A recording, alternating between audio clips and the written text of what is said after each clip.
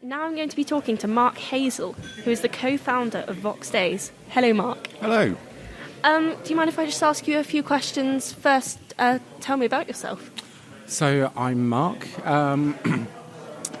As you say, I'm the co-founder of Voxxed.com and Voxxed. And so my job is basically to mentor people who want to run professional-grade conferences for developer audiences. And so I kind of help them through the whole process, some of the nitty-gritty. Most of these guys have got a great vision about a local community that wants to understand more in terms of what tech's about, and they want to share it on a local basis.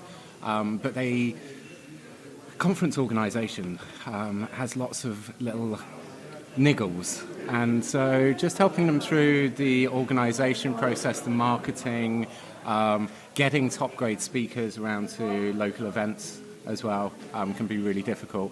And just being a sanity check for them is what I do on a general day-to-day basis. So as well as that, I run DevOps UK, so that's one of the biggest developer conferences in the UK, up in London, which keeps me honest.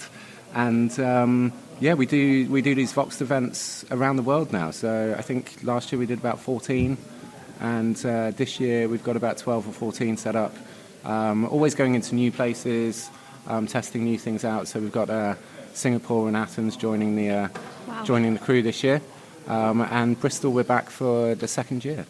Wow, so your entrepreneurial spirit has really helped other people in gaining knowledge in technology and sharing their own.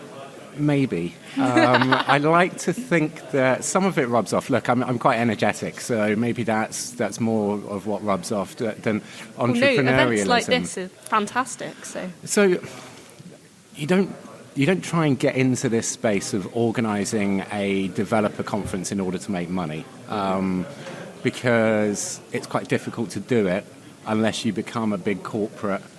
And then you lose some of the essence, some of the DNA of what we're trying to achieve here, which is about local dev-on-dev stuff, which really is empowering to everybody within local communities. So I suppose entrepreneurial is one way of saying it. I suppose I'm quite social from that perspective, but it's not all about these guys trying to go out there and do it for profit. It's more about having a local community spirit where everybody wants to share knowledge and get better as a result of working with each other. And have you seen this spirit here today in Bristol? Yeah, absolutely, and last year as well. And I see it around the Bristol tech ecosystem anyway. I mean, there's so many good things happening here, and it's very embryonic. And you see the kind of...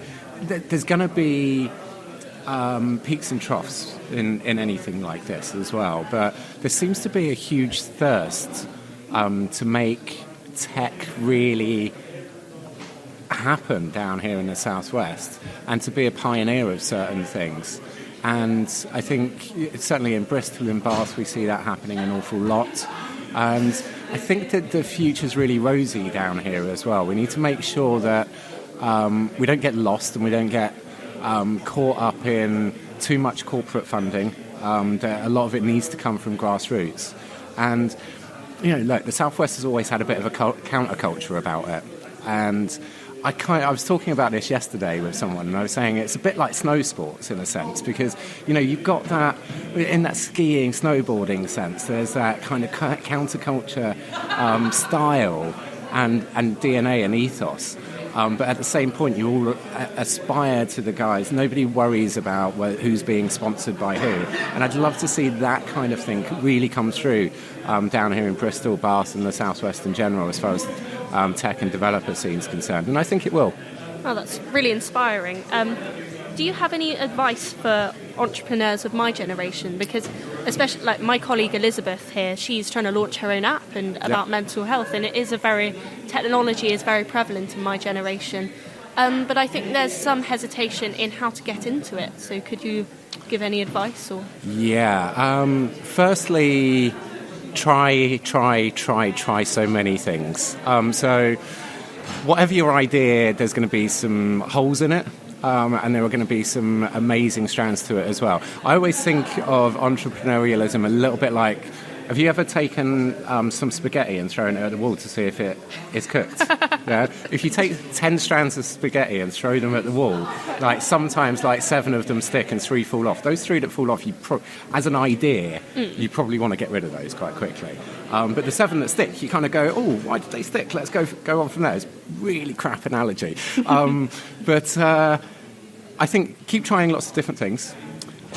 Don't be afraid to ask questions and ask for advice. Ask for as much advice as possible from as many people as possible, because certainly when you start out on something, I always think that I have amazing ideas, and then I voice them and they come out of my brain, and all of a sudden someone says, yeah, and they kind of look at you as if to say, you're slightly mad. And that's true sometimes, and without those sanity checks, you don't get very far. So you have to keep asking for advice from other people.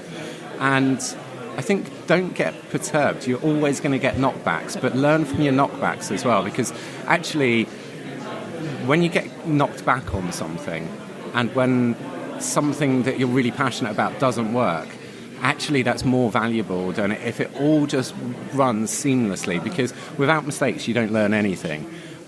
They would be some of my key bits of advice, and always keep an open mind.